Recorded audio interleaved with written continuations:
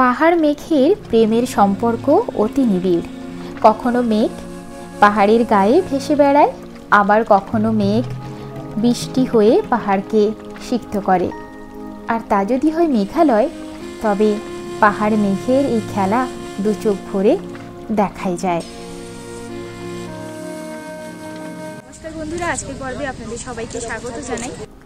এখন আমরা রয়েছি মেঘালয়ের শিলংয়ে। আর আমাদের হোটেলের ছাদ থেকে সমগ্র শিলং শহরকে খুব ভালোভাবে দেখা যায়। শিলং শহর একেবারে ছবির মতো সুন্দর। আমাদের হোটেলের কাছেই ছিল খুব সুন্দর একটি চার্চটা আমরা ঘুরে দেখলাম। আর আজ আমাদের শিলং শহরের শেষ দিন, তাই লাগেজ প্যাক করে আমরা হোটেল থেকে বেরিয়ে পড়লাম। আমরা এখন চলেছি মেঘালয়ের খুব সুন্দর একটি জায়গা দেখার উদ্দেশ্যে। আর যেতে যেতে সমগ্র শিলং শহরটাকে শেষবারের মতো দেখে নিলাম। শিলং শহর এক কথায় অপরূপ, একেবারে ছবির মতো, যেন রং তুলি দিয়ে কেউ এঁকে দিয়েছে। এখন আমরা চলে এলাম আমাদের আজকের গন্তব্যে। আমরা এখনো রয়েছি মেঘালয়ে। আজ আমাদের মেঘালয় ভ্রমণের শেষ দিন। আমরা যাচ্ছি উমিয়াম লেকে। এটি হলো লেকে ঢোকার গেট। এখানে টিকিট কেটে তারপর লেকের মধ্যে ঢোকা যায়। জঙ্গলের মধ্যে ঢুকলাম আর এখন আমরা যাচ্ছি উমিয়াম লেকের দিকে। চারিদিকটা জঙ্গল, দারুণ সুন্দর পরিবেশ।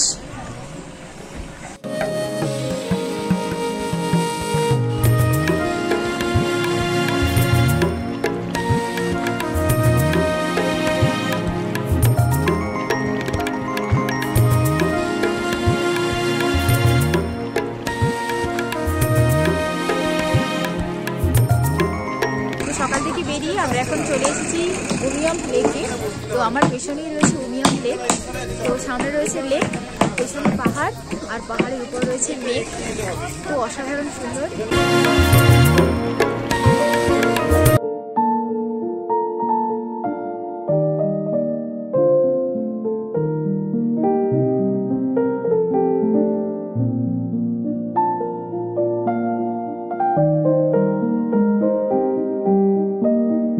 অপূর্ব সুন্দর জায়গা, মানে স্বর্গের মতো।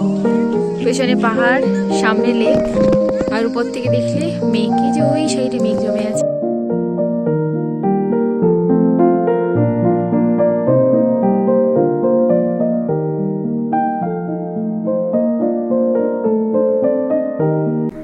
আমরা এতক্ষণ লেকের পাড় বরাবর হাঁটছিলাম।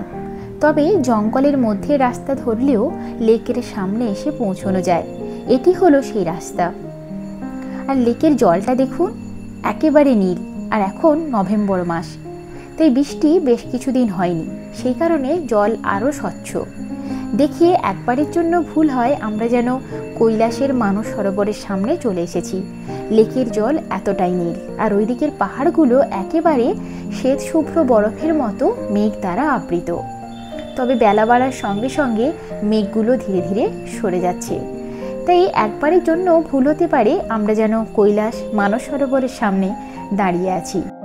স্বর্গ বলে যদি কিছু থেকে থাকে, তবে তা এমন সুন্দরই হবে। এত সুন্দর এই লেকখানা, তাই মেঘালয় ভ্রমণে এসে এই লেক দর্শন করতে একবারের জন্য ভুলবেন না। একেবারে স্বর্গ সম এই স্থানে বাবা মায়ের এত সুন্দর মুহূর্তটাকে সারা জীবনের জন্য বন্দি করে রাখলাম।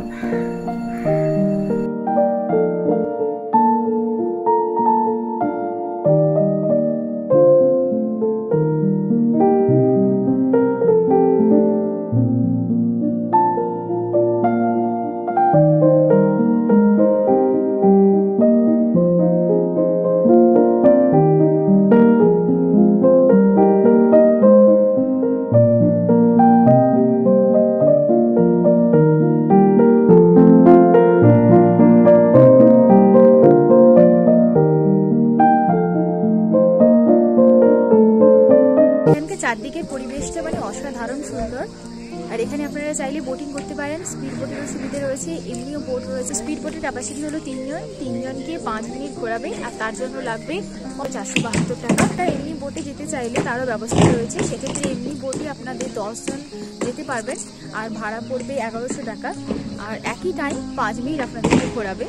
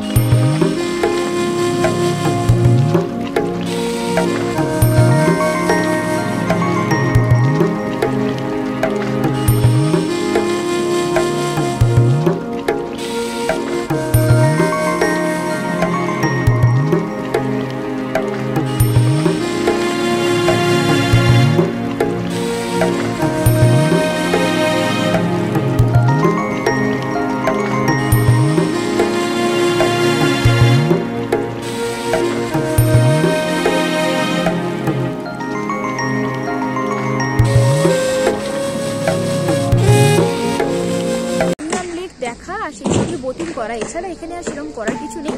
কিন্তু এখানকার যে প্রাকৃতিক পরিবেশ মানে অপূর্ব সুন্দর, অসাধারণ। মানে সামনে লেক এরকম, পেছনে রয়েছে পাহাড়, তার পাহাড়ের উপর রয়েছে মেঘ, আর চারদিকটা রয়েছে এরকম জঙ্গল। আমার পেছনে রয়েছে জঙ্গল আর পাহাড়, আর এই সাইডটায় রয়েছে এরকম লেক, আর তার পেছনে পাহাড়, আর এই পাশটায় রয়েছে জঙ্গল। তো চারদিকে প্রাকৃতিক পরিবেশটা মানে অপূর্ব সুন্দর, অসাধারণ। মাটি থেকে এতখানি উচ্চতায় পলিউশন একেবারেই নেই বললেই চলে। তাই চারপাশের পরিবেশ, আকাশ বাতাস সব কিছুই যেন একেবারে বিশুদ্ধ। তাই এত সুন্দর পরিবেশে বেশ কিছুক্ষণ সময় কাটিয়ে আমরা এখন ফেরার পথ ধরলাম। এখানে জঙ্গলের মধ্যে একটি ঝুলন্ত ফুট ব্রিজও রয়েছে, কিন্তু গুড্ডু ছোট হয় আমরা এই ব্রিজ ধরে আর এগোলাম না। আমাদের মেঘালয় ভ্রমণের শেষ দিন, তো আমরা লাগেজ প্যাক করে সকাল সকাল হোটেল থেকে বেরিয়ে পড়েছি। আর এখন আমরা যাব গুয়াহাটি, আর গুয়াহাটি হয়ে আমরা যাব কাজিরাঙ্গা। তো এই যে আমাদের শিলং থেকে কাজিরাঙ্গা যেতে প্রায় 7 থেকে 8 ঘন্টা টাইম লেগে যাবে। আর তার মাঝখানে আমরা এখানে উমিয়াম লেকে দাঁড়ালাম, তো এখানে প্রায় 40 মিনিট থেকে 1 ঘন্টার মতো সময় কাটালাম। তারপর আমাদের মাঝখানে ব্রেক থাকবে, লাঞ্চ ব্রেক। তো এই সব কিছু মিলিয়ে এই পুরো জার্নিতে আমাদের সময় লাগবে 10 থেকে 11 ঘন্টার মতো। তাই কাজিরাঙ্গায় আমাদের পৌঁছতে অনেকটা সময় লেগে যাবে, কাজিরাঙ্গায় পৌঁছতে প্রায় সন্ধে হয়ে যাবে। মেঘালয়কে বিদায় জানিয়ে আমরা ধীরে ধীরে এখন পাহাড় থেকে নিচের দিকে নেমে আসছি। পাহাড় আমার ভারী পছন্দের, তাই পাহাড় থেকে যখন সমতলে এখন নামছি তখন মনটা একেবারে ভারী হয়ে রয়েছে। আর দেখুন রাস্তার দুদিকে কত সূর্যমুখীর দল, এরা সবাইও মাথা দুলিয়ে আমাদের বিদায় জানাচ্ছে। আর যাত্রাপথ অপরূপ, যা বর্ণনাই করা যায় না, এত সুন্দর যাত্রাপথ। আর চারিদিকের ওয়েদারটাও আজকে বেশ ভালো ছিল। তাই সব মিলিয়ে আমাদের এই জার্নিটা বেশ অনেকক্ষণের জন্য হলেও খুব উপভোগ্য ছিল। বেড়াতে এলে এটাই হয়, ফেরার পথে সবারই মন একটু হলেও খারাপ হয়ে যায়। তাই গাড়ির মধ্যে আমাদের সবারই মন খানিকটা খারাপ। তো আমরা এখন পাহাড় ছাড়িয়ে বেশ অনেকখানি নিচের দিকে নেমে এসেছি। তবে মেঘালয়ে আমরা উপরের দিকে যেরকম সুপুরি গাছ দেখেছিলাম, এখানে নিচের দিকেও অনেক সুপুরি গাছের বাগান রয়েছে, তা দেখতে পেলাম। তবে বেশ কয়েকদিন বৃষ্টি হয়নি, তাও দেখুন মেঘালয় কত সবুজ। আর যারা আপনারা বর্ষাকালে মেঘালয়ে আসবেন তারা তো একেবারে সবুজে মোড়া মেঘালয়ে পাবেন। যদিও এই নভেম্বর মাসে সবুজের কোনো অভাব নেই, তাও বর্ষাকালে এই মেঘালয় নিশ্চয়ই আরও সবুজ হয়ে আরও অপরূপ রূপ ধারণ করবে। আর এখানকার বাজারহাটগুলো দেখুন একেবারে আমাদের এখানকার মতো। তবে আনারস এখানে সমস্ত দোকানেই পাওয়া যায় এবং আনারসগুলো বেশ ভালো খেতে।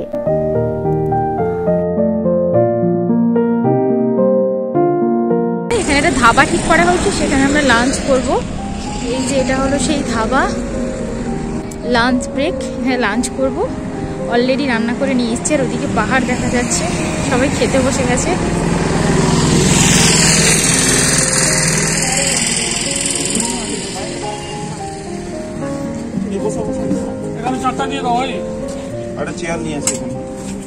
কোয়াশের তরকারি, পাঁপড়, ডাল, মাছ, ভাত।